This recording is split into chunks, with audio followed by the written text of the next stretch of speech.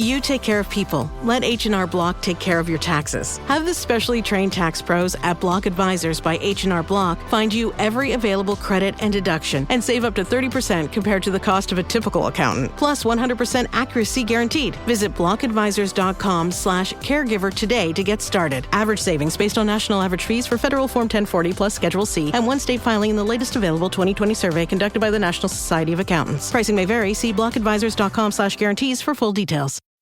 This episode is brought to you by Tic Tac. Minty, refreshing, classic. And it's not just the Tic Tac mints. It's the new track by Kanice with beats that'll leave you feeling as refreshed as a Tic Tac and a vibe that'll take you on a ride through 100 layers of flavor. Does it get any fresher than this? Tic Tac, enjoy the bright side. That 100-layer joyride. Pop one, let's paint the town. Freshman flavors all around. Take a ride on a Tic Tac. Pick up a pack of Tic Tac mints today.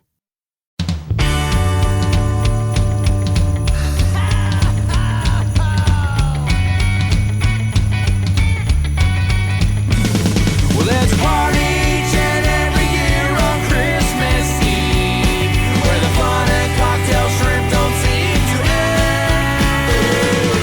Clark and Ralphie taking turns on the TV screen, laughing, singing, yelling with all of our friends. Well, it's Christmas, and let the parties go spread the holiday cheer.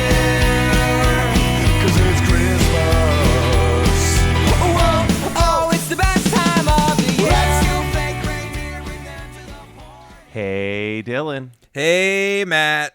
So we got through all of the new releases. Yeah, man. We got through recording a bunch of shit face to face. Yep.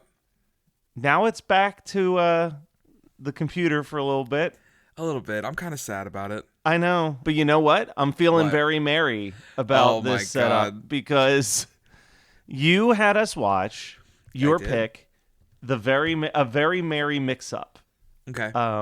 Yeah. Which the hip hop fan of me, yeah, for some reason, every time I say the name out loud, I want to follow it with like a very merry mix-up while our president gets his dick sucked. Like it just feels like a fucking Eminem. Like, I love it. But yes, so we're watching this Hallmark movie. So the confession that I have to make is that this is my first actual Hallmark movie. I've never really watched I think I've said this before. You're into the Netflix ones. I watched the Netflix ones, which I know are basically the exact same thing. Yeah. This is also because I don't think I've actually had the Hallmark channel for a very long time in my life, but I pay for Netflix, so it's there. Yeah. I have a feeling that you have set a bar that will never be crossed by any others. Yeah. So this movie, dude, we're love going to get this into movie. it. We're going to take it hit by hit. But let me say that my second note was I was predicting most of this movie fairly correctly. And then ... And we'll get into that. That and then. But this is your pick. Set us up. All right. I hit play. The first thing that shocked me was that Alicia Witt was in this because I love her. Think she's super underrated. God, she's so amazing. But so I saw this. This came out in 2013, and I saw this around that time. I was in a former relationship where, she was in love with the Hallmark movies. Yeah, Hallmark was king. Yeah, exactly. So we did watch a lot of them, and this was the one that always stuck with me. And you're like, babe, a very merry mix-up is coming on. Hurry up. Exactly. And then I hadn't watched it, not out of spite or anything. Again, I don't care.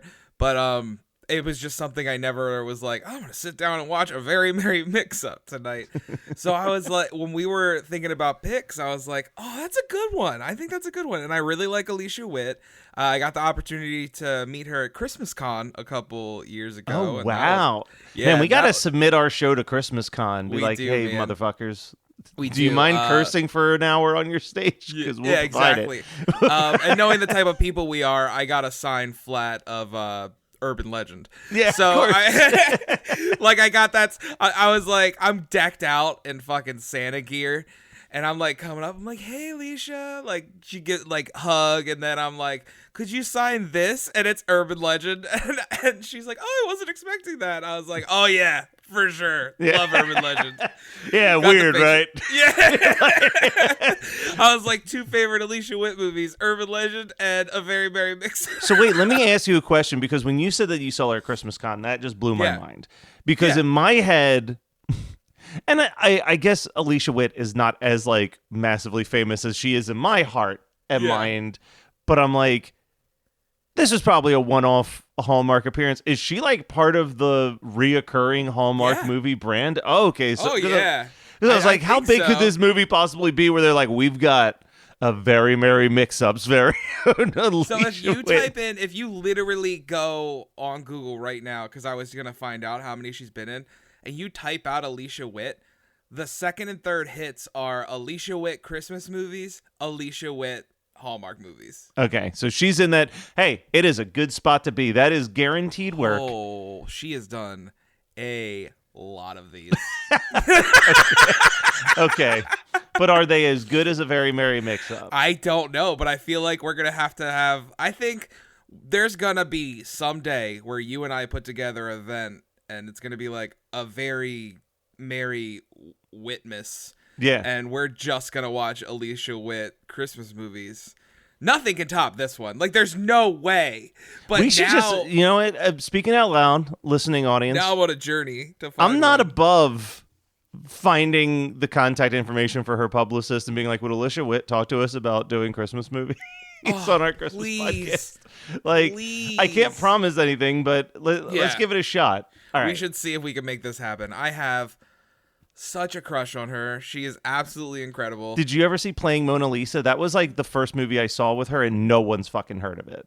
No. You would love it. It's starring her and the guy from Roseanne, who's one of the stars of Big Bang Theory.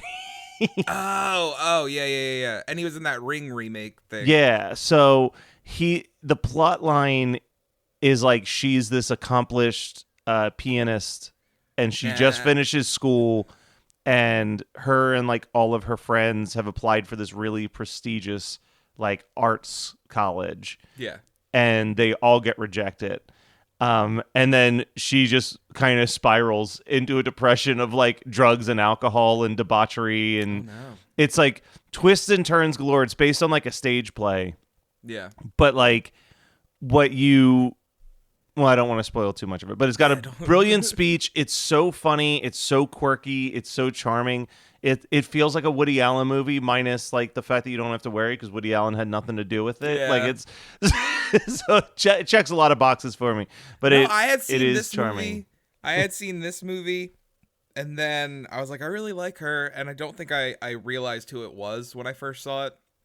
Instant. Like, the second she showed up on I screen, I'm like, guarantee that's Alicia Witt. And then I had rewatched Urban Legend, and I was like, wait a minute. like So what happens with Alicia Witt? Tell us a little bit about her. Does she own any type of like family business per se?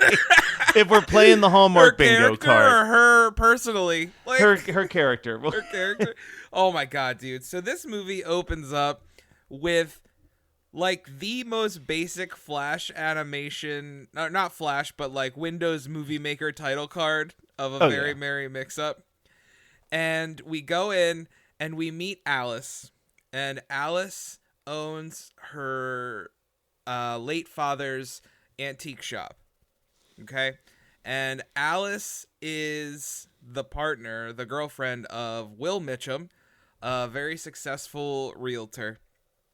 And I mean, from opening scene on, Will Mitchum is hard on trying to get her to sell this fucking place. He is, but I feel like the first maybe 20 minutes, right? I'm like, hey, he's seeing that this thing is a bird. Like, it feels at least a little bit like it's a boyfriend who cares. Like, yes, he's a real estate agent, but it has a very like, babe, like, let me help you. Like, this is becoming a burden. You could sell it. You could get a lot of money. You could start from scratch. Which, like, listen, I totally understand the sentimental value, and you want to remember, like, you want to make your father proud.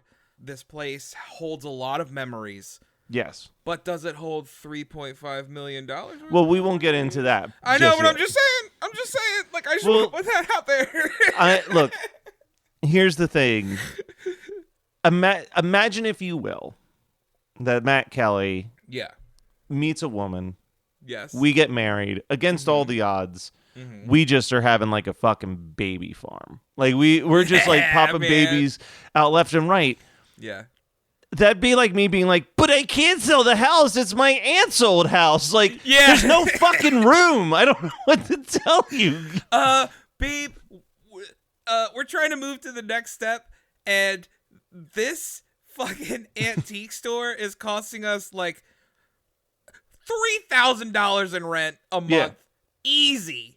Because she's like prime real estate. Like, yeah, they're going to try to get her. Like, I guess that's the flip side of it is like, if you don't take the 3.5 million deal, they're just going to keep raising your rent until you get evicted out of there, and then you have $0 and bad credit. Unless like her father owns it outright. Yeah, that might be it. That might be. I mean, who knows? Be it. Yeah, I don't know, man. But anyway, so that shit's plot hole galore. So here's the thing. So her boyfriend is like, well, you're gonna meet my family. They're engaged. Like, this is how they're gonna meet. No. He takes her to the fucking restaurant. Yes. Right. Orders like pretty much everything for her. Like, she's like poking at her food, of course, and the food kind of just topples over. And he proposes, and her reaction is like any other person, any other guy or girl or non-binary that is proposing would see this person's reaction and call an audible. Yeah. Like, you're calling an audible. And you just be like, I'm kidding, ha. Yeah. Like, it's just a joke. Because she is so confused. The only acceptable response for you to know that you're okay, beyond them just excitedly yelling yes, is if they start crying or if they're like, oh my God, are you serious? But a non-reaction is not what you're looking for. So maybe I just handle my relationships differently.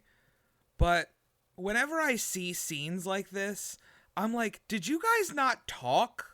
Well, that's the like, other thing. beforehand? I feel like that's the biggest lie that TV and movie has taught us, which is like that engagements are completely sprung on a person with no previous conversation. Like, he's gonna ask. Like every these are engagement, conversations you have. Yeah, every person that I am friends with who got engaged at one point had some type of input in what their engagement ring was going to look like. You know what I mean? You've like, talked about marriage before. Yeah.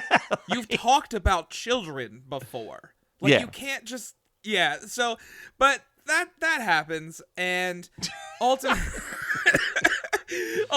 they leave as fiancés, and Matt's like, or not Matt, that's the other guy. Will's like, all right, I'm going to take you to meet my family.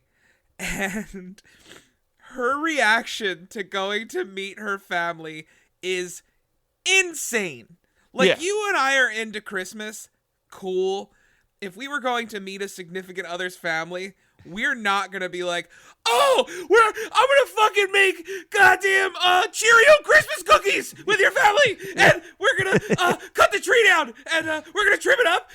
And I'm like, bro. But this is, so here's the thing. Here's the thing about this whole movie. Yeah. I want to explain. I loved this movie. Yeah, no, me too. But Alicia Witt at this point in time, Alice, we'll call her Alice, we'll be respectful. Yeah. Alice at this time is only excited about the idea of having a new family. Yes. Because she doesn't have a family, and to her Christmas is spending time with a loving family the way that she remembers. True. So she's like, oh, fucking finally, like, I can inject all of these Christmas traditions that I haven't been able to do since my parents died, like, onto this new family, and it's going to be great. A real Topanga. Yeah. So let me say this, though, because the thing that is fucking bonkers, and the whole movie hinges on this concept, is that he is sending her to his parents' house by herself, and they've neither of them have ever met each other. Like, I'm like, what is happening? Like, that is kook. I'd be like, no, like, I'm not going until you're going. This original, exactly. Number one, I hate fucking meeting people on my own. Without being like introduced. Total strangers. Yeah. Like, what is that scenario? So she was going to get a lift, go to the house, and be like, hey, surprise, I'm your son's fiance that he didn't tell you about.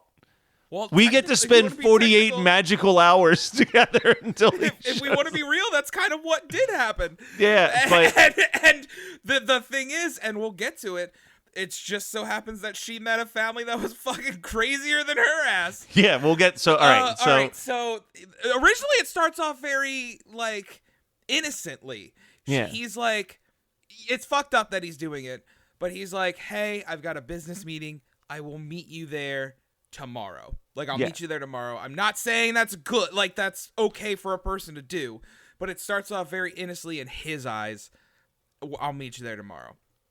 So she gets on the plane, and of course she gets off the plane, and always my biggest fear at this point, because I've seen it happen so many times in movies, the airline has lost her shit. So, I mean, that's always been a big fear of mine, to the point where, same as you, like, my importance shit goes with me, or it's not going at all. So she's filling out a complaint form, or she's talking to the airline attendant, and then we meet Matt. Mm-hmm. And Matt also is missing some form of luggage, but he's fucking pissed because the thing that he lost was something he spent 6 months making. Yeah. And I tell you that, like, Alice is standing there and she's fed up. We haven't really hit on it, but she's kind of fed up with Will, with her boyfriend. Always trying to push her to sell this place. Sending her to some stranger's house alone. Sending her to some fucking stranger's house alone. She's like, she wants to stay, but again, it's because she wants that family. She wants that connection, and I believe she's like scared to, like, what would happen if she ends this relationship. Yeah. But the way she looks at Matt, when Matt is looking at the airline attendant and is like, I spent 6 months making that present. Yeah. It's priceless. I could hear the water hit the floor from her pant leg. She wanted Matt. I mean, all over that fucking airline attendant. Yeah. She's like, oh my God, take me back to my fucking antique shop. Yeah, make something else. Jeez us. Yeah. You want to make something for 9 months there? Yeah. It was fucking insane. So basically they're both handed these long fucking forms to just fill out. And we're supposed to imagine that Alice isn't head over heels in love with Matt yet. And they're sitting there filling out these forms. And I will tell you, Matt Kelly, I know you judge yourself a lot. You do. You're very hard on yourself. Yeah. You think that you're very awkward in certain situations. But I'm not Matt awkward. You are not fucking Matt Mitchum awkward, dude. This motherfucker sounds like he sat there with like a D6 dice and rolled it and looked at the number and was like 3. All right, here's some weird shit that has nothing to do with what we're doing right now. Like, this man is absolutely insane. And he's like muttering to himself like a psychopath, like practicing sentences he's gonna say. These long paperwork. And she's like, what? Oh, nothing. This is really... Look, I'm great on the meet cutes. I'm bad at the follow-throughs. The follow-throughs, the following up.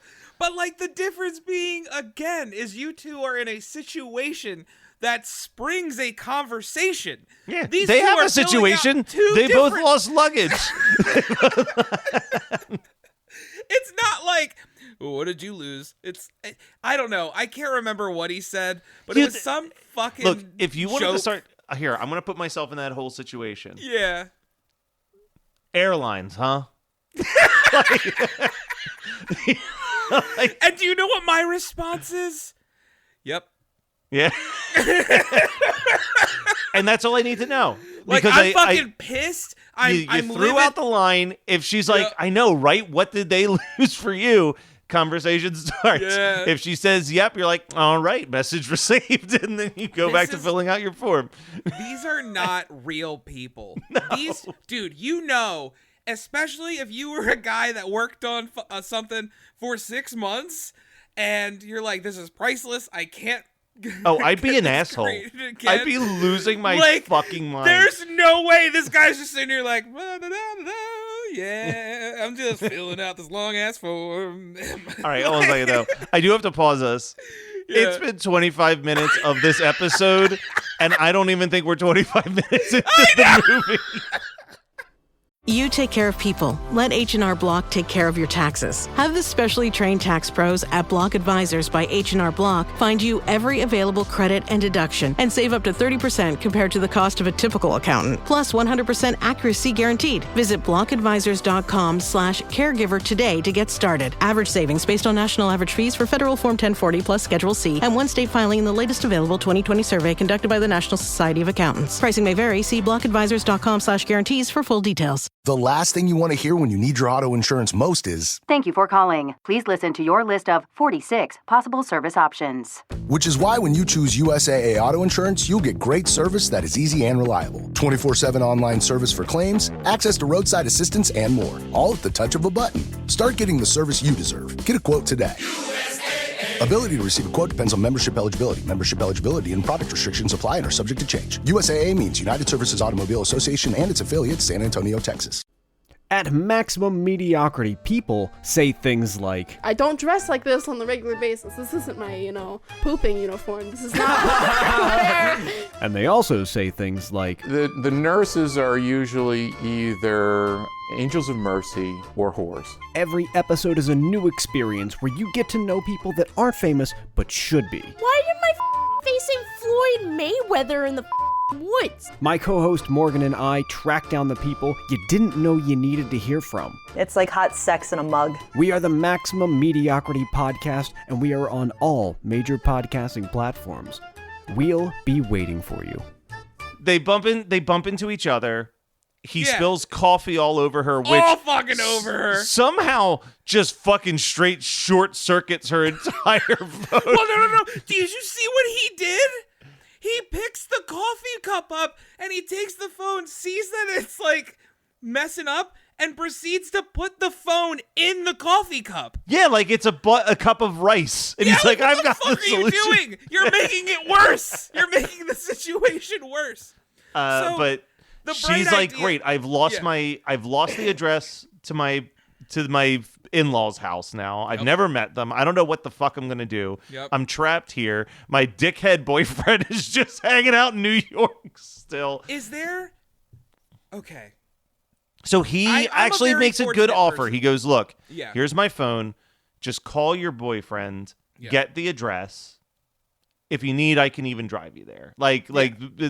So she calls. Boyfriend doesn't answer. Also, first off, no, yeah. I'll get an Uber. I'll get an Uber. But still, boyfriend who knows that he has sent his girlfriend to a place she's never been doesn't answer the phone. Does not answer the phone. Like, if I had to do something, if push came to shove, I had bought 2 tickets to go somewhere, something came up, I had to redo my ticket. Yeah. But like, friend, whoever was like, look, I have to fly out. Yeah. I'd be like, I will be sitting by my phone no matter what. This meeting that I'm going to, I'm telling them the circumstances of like, I might have to take a phone call. Like, Will, fuck it. She's fine. She's grown up. She owns a business. She'll be okay. He's not even in meetings. He's like going out for drinks with people and shit like that. It's insane. But then how does she even mention his name to the point that Matt's like, wait, who? I think he mentioned the last name. I think she mentions the last name. Yeah. I don't know. But oh, I no, mean, like, she's on the phone. It's on the phone. Yeah. She's like, she had mentioned the last name, but then she's like, Will, if you get this. And he's like, well, what did you say his last name was? Mitchum? And he's like, and the first name? Will? Like Billy Mitchum? And I'd be like, no, I don't think he goes by that. But no, it's like, yeah, Billy. I've never heard him say that, but yeah, well, sure. You know what though? Here, I will give her the benefit of the doubt, right? Yeah. Like, for all I know, you're just Dylan. You know what I mean? Yeah. But like, true. I could go to your hometown and mention like a Dylan Lyles, and someone be like, "Wait, you mean Big D?" Big D? And I'd be like, "Sure, yeah, you know Big D." Yeah. Yeah, but you know what you're not doing? Going to their house. True, but so I could understand the idea of like, I've moved to New York. I'm a serious businessman. The Billy shit's got to stop. I'm William. It's a very distinguished name. Like, so he tells her that, oh, that's my brother. Oh, he didn't tell me that he had a fiance. That's so crazy. That's wild. I'll drive you to yeah, I'm heading home. I'm heading to the same place that you're heading. So no worries about the address. We got this. I have to assume this is the note where you're like, I didn't see where this was going. When they just fucking hit a tree out of nowhere on the ride. They're driving and she pulls out like her wedding ring and like it doesn't fit her and it's a really ugly ass ring. It's an ugly ring. It flies off of her finger. Yep. It lands on the floor. Yeah. She's trying to get it. Matt, And the they fucking driver, is like, hereditary no, right I into the fucking pole." got this. I can take my eyes off the road to bend down and pick up this ring for a couple seconds. And not only, listen, we've all been distracted drivers before. Like, I doubt that anybody can say they're the perfect driver. Don't ever do this. But I can say I've reached over for something. And when I reach over, I don't immediately turn into the other fucking lane. Yeah. Because they went across the road into a fucking tree. Into a tree. Well, so here's where I start to not be able to predict the movie. Because first of all, that tree shit caught me off. Oh, this shit gets so insane. The tree shit caught me totally off guard. Yeah. But then I'm like, in my head, I'm like, okay, we're going to have an amnesia story. This is going to be like a while you were sleeping. They were in a car together. There's a wedding ring. They think that they're the couple. And then when Will shows up, he's going to be like, what the fuck is happening? That's the story that I built into my brain. Yep. Not at all. They clearly like have full memories of everything. They just hit a tree for plot reasons. And if you think about it, besides the fact that they weren't allowed to sleep, they could have taken that entire fucking plot. Yeah, they could have just showed up at the house. So yeah, they're told they're not allowed to sleep for like 48 hours or something. The doctor calls Will. Will still doesn't answer the phone. Will still doesn't answer the phone. We'll get there. I've got a note about that. But first, I have to say, as a person who's had almost exclusively fake trees my entire life, I will not fucking stand for the fake tree slander that is all over this goddamn movie. Yeah. Let's go back. It just lacks Let's character. Go back a little bit. Fucking when Will first shows up at the antique store, he's like, "I picked up a tree. Here it is. It's a pretty nice looking tree. It's a decent looking tree." And she's like, "Oh, it's fake." Like to the point where like, "Oh, I didn't realize I was marrying a fucking Nazi." Like, Yeah. Man, that tree's almost as fake as your personality, Will. Yeah. And she shows up to the fucking family house and she goes, "Oh, they're talking about cutting down a tree." And she's like, "Well, you know, Will got a fake tree." And the parents are like, "What the fuck? We didn't raise him in that fucking way." There's only real trees in this motherfucking house. It's fucking wild. So here's the thing where I had a bunch of notes in all caps that all started with "also." Yeah. So it started off and it just said, how insane would it be to send your fiance who's never met your family to your family's house a day early just on their own? Like, how fucking awkward is that? Also, why did Will get so fucking evil so fucking quickly out of nowhere? Also, did this motherfucker just hang up on a voicemail from a hospital? Like, so we cut to Will at the bar, drinking with some colleague or something, and they're talking about the antique store. And now that he is her fiance, he's like, oh, I got a little bit of pull. And he checks his messages and he answers it, and it's like, hey, Mr. Mitchum, this is Dr. So-and-so. Click. And he turns and starts talking to the guy that wants to buy the lot. And then it really turns into like, see? He goes from like guy I'm gonna who's talk like, to her, see? Yeah, And we're my gonna God. buy the lot, it's, see? It's, I'll give her an offer she can't refuse. Like, it's so squirmy and gross, right? So now we jump back to Alice and Matt in their like 48 hours of being awake thing. Yeah. And they're like struggling, man. They're on the struggle bus. Fucking weird, dude. But like, it's so weird. So They're here's like the thing I wrote down cuddled though. up on the couch. He explains to her this game that him and Will used to play, where he's like, we'd act like we were secret agents on a mission to make cookies. And I'm like, this fucking sounds lame as shit.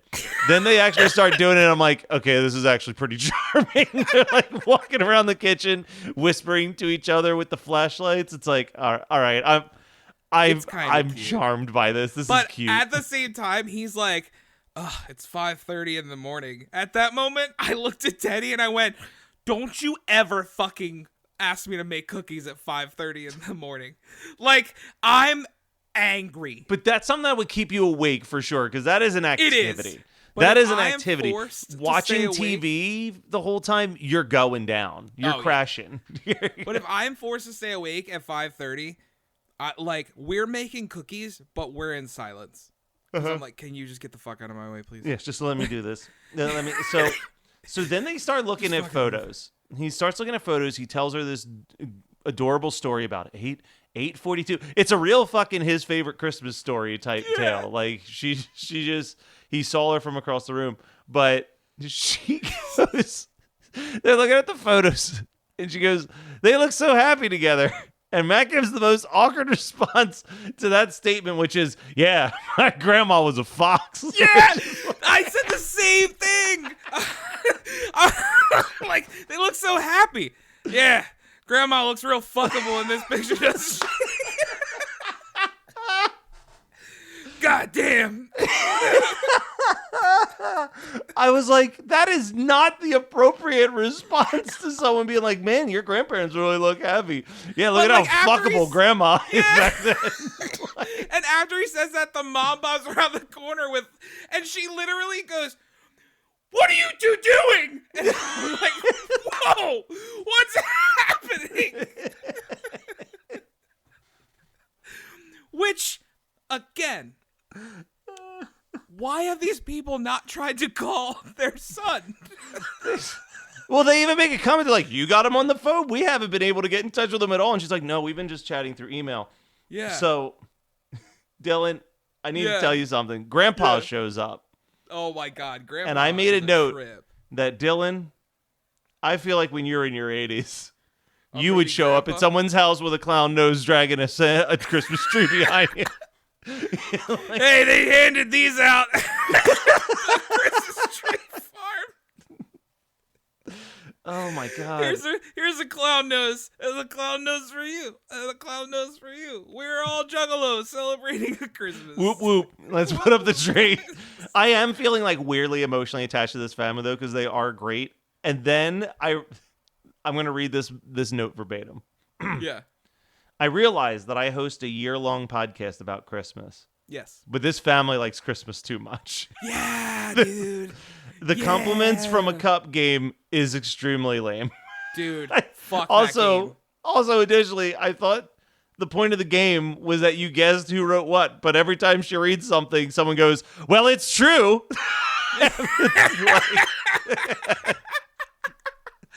So, like, not only is...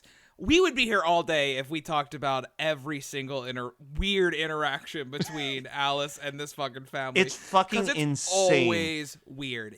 But come December, we're telling you guys, come December, if this is playing anywhere on the Hallmark Christmas lineup, make it must see Please TV. watch it. Like Please it is. watch it. You are going to be. Jesus. I was texting a friend and I told them nothing about the movie except for I'm watching a Hallmark Christmas movie right now. Then it was like 30 minutes later, this movie's wild. And then like an hour later in all caps, this movie's fucking insane. Because the twist that I did not see coming whatsoever is when Billy shows up and it ain't Will. Really? You did it like from No, the beginning? I literally was like buying into the reality of like, because the whole time I'm watching it, I'm like, how is this going to work? She's clearly going to start dating Matt. That's going to make things fucking awkward every Christmas get together.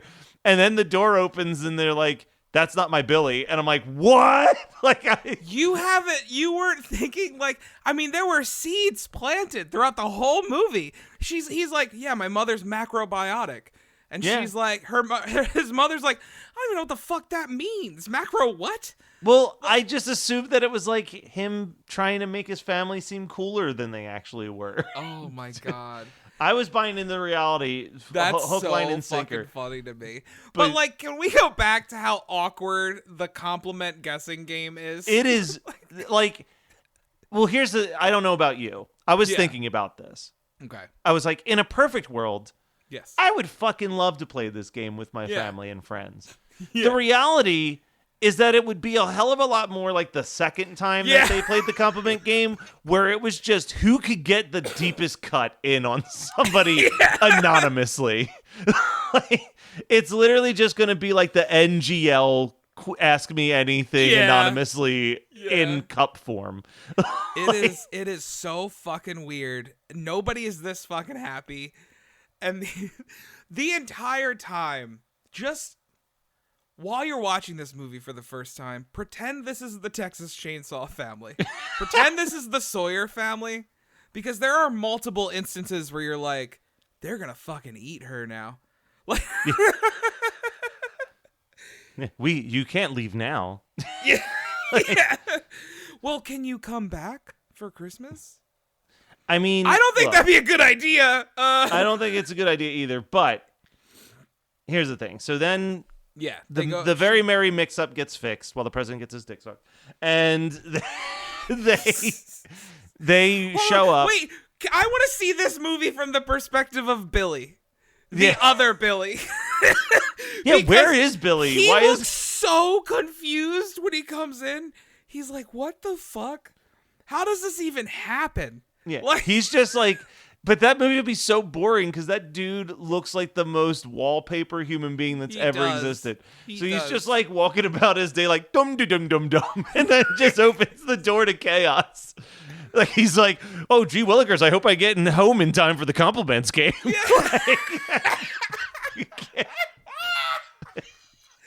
So fucking, she goes to real Bill's house or Will's house. Like, again, he is very supervillain-esque. And his family, it's like here's the thing. They're just, Hallmark is just dunking on some lifestyle choices. Yeah. At this moment. It's like, can you believe some people like care about what they put in their body? Yeah. Like, can you imagine not wanting a hug the first time you meet someone?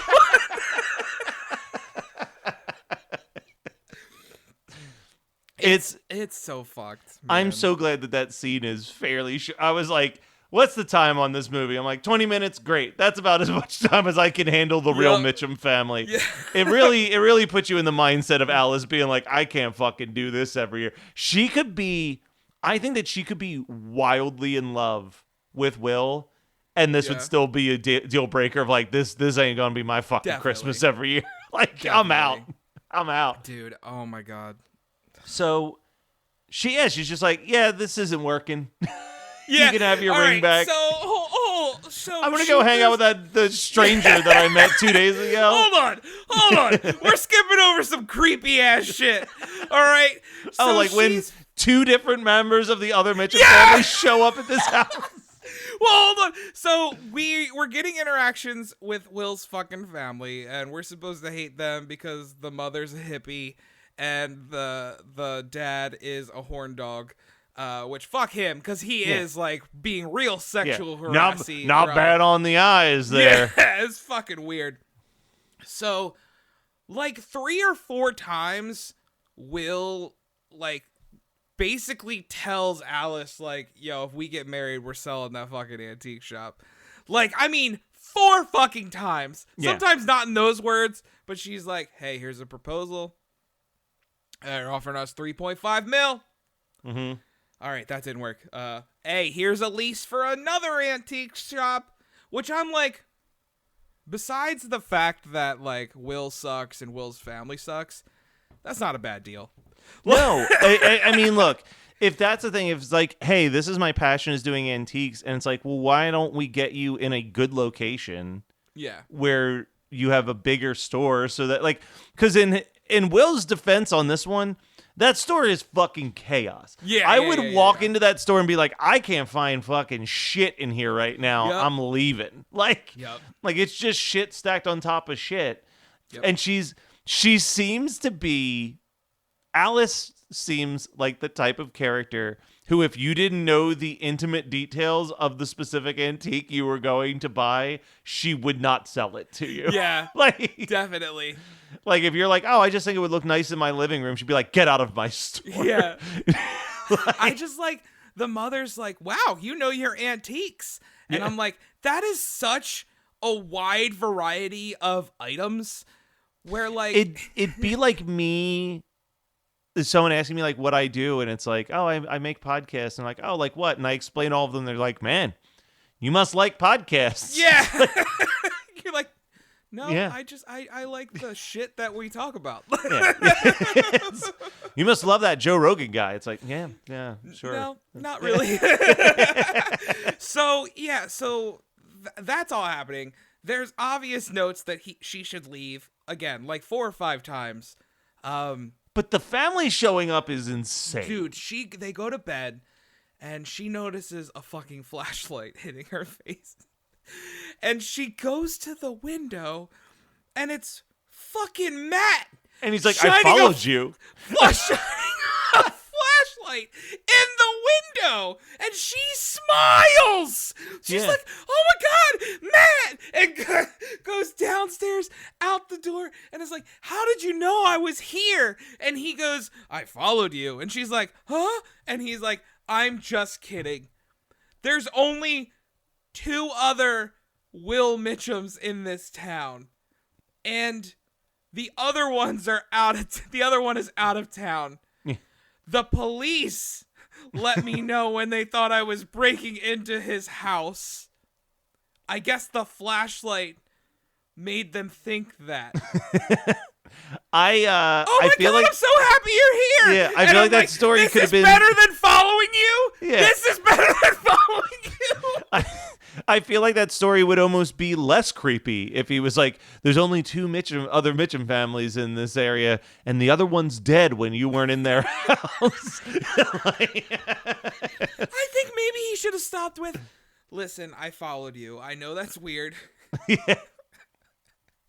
Better than I did all of this research. Yeah, I really dug deep. But let's be honest.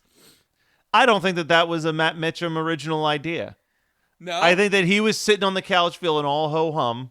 He's sitting on the couch watching A Year Without a Santa Claus, not giving a fuck. He's like, yeah, what's up? And his the parents come in their room, and they're like, listen, we need you to get off the couch. Here, we've done the research for you already. There's only 3 possible houses she could be at.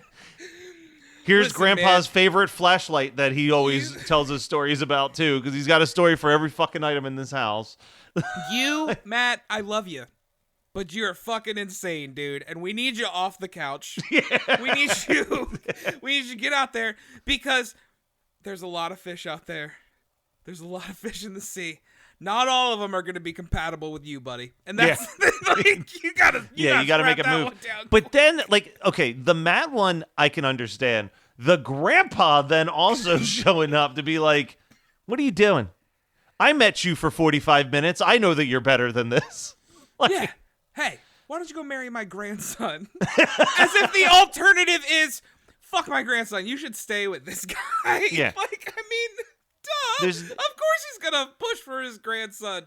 It's fucking insane. But then she makes the right decision because Will does suck and so does his family. And, like, Matt's family seems more her crazy ass speed. That, like, when she goes back, like, to walk by the Christmas tree, when they pan to the Christmas tree, it's a little miniature figure of a Christmas tree. No, I missed that. Oh my god, dude. If you ever get the chance to rewatch this, yeah, at the end when she's walking into that like little square with the big ass Christmas tree, when they do a close-up of it, it's a fucking Christmas tree model, and there's a little tiny snowman next to it. It's hysterical. I was like, oh my god, they couldn't even, like, just film a real fucking tree?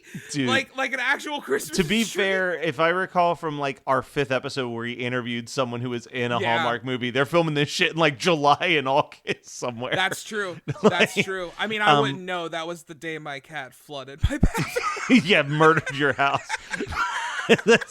Then there's this insane, like, the clocks have all stopped at 11 o'clock. That's the exact time. It was 11:58. 11:58. It was 11:58. 11:58. The exact time that Wheelock dies in, like, the luggage claim or whatever. Like, whatever the fucking story is. So then they're happy, they're married, there's a mix-up. They go back to New York. He, like, finds her some shit.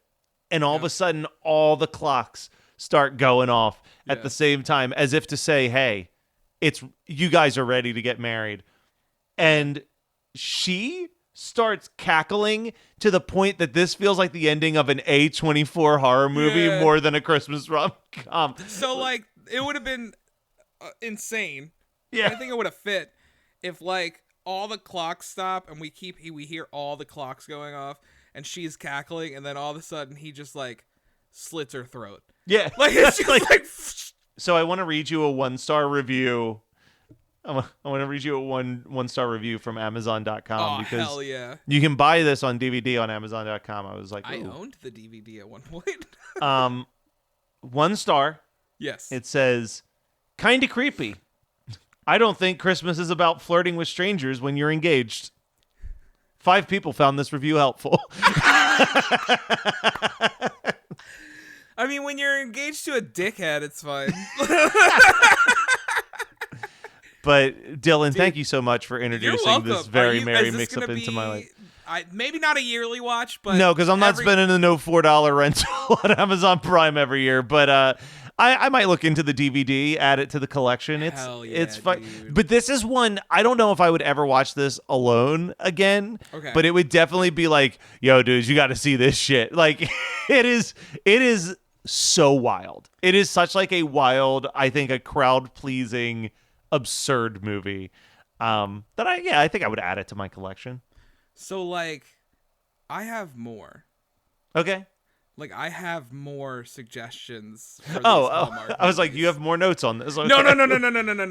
We'll get there, but maybe I'll have to look into just like a Hallmark app, and we'll just like have like Hallmarch or something like that. Where like the month of March we watch all these Hallmark movies. I think there is a Hallmark app out there. I don't know. That's what I mean. But I'm not paying for that all year round. We got to just nail down a time where we're like, all right, we're just going to do a bunch of these fucking Hallmark movies. Yeah. And then we can both collectively cancel this app before it renews for the next month. Exactly. Oh, man, we can't do Hallmarch, though, although that's so fucking good. Hallmarch Madness? We're just watching all of them and ranking them. Oh, my God. We'll watch a ton of them, and we could, like, put together a ranking and, like a bracket. Yeah. Oh shit. My God. All right, maybe next year. We definitely can't pull that off in this short of a time frame. Listen, if you're listening to us and you are also a fan of A Very Merry Mix-Up and you have seen others that are just as batshit, like I've got some in the chamber to throw out there. Like I love Christmas cookies, but send them our way. Like, send them our way because I'm sitting here and I'm thinking, okay, Very Merry Mix-Up would definitely be on the bracket. Oh, So that's 15 more that we have to watch to fill out a bracket and do a whole bracketology episode. And like, would I be thrilled doing it? Probably not, but I would fucking do it. Dude, as wild as it is, I think watching, maybe not 15, like we're gonna have to watch 15, fill it out. But like, I think 10 of them, I'm gonna be stoked through the whole fucking thing. I'm gonna be like, this is wild. The other plus is I don't think a single one of these fucking movies goes over like 85 minutes. Exactly. Like, and so that's it's like, why okay, I'm for it. I can do this. If this was like a very Marvel madness where I have to sit down and watch like 3.5 hour movies to do it, like, no thank you. You but could probably finish 15 of these in the same length it would take you to watch the Lord of the Rings extended edition. Yeah, exactly. All right, well, Dylan, this was a very merry mix-up, and I'm glad I had it with you, buddy. Oh, dude. A very Merry Christmas to you, my friend. Oh, whoa, now we won't stop till the big ball drops on New Year's. Have a happy holiday, have a great holiday, have a merry happy holiday.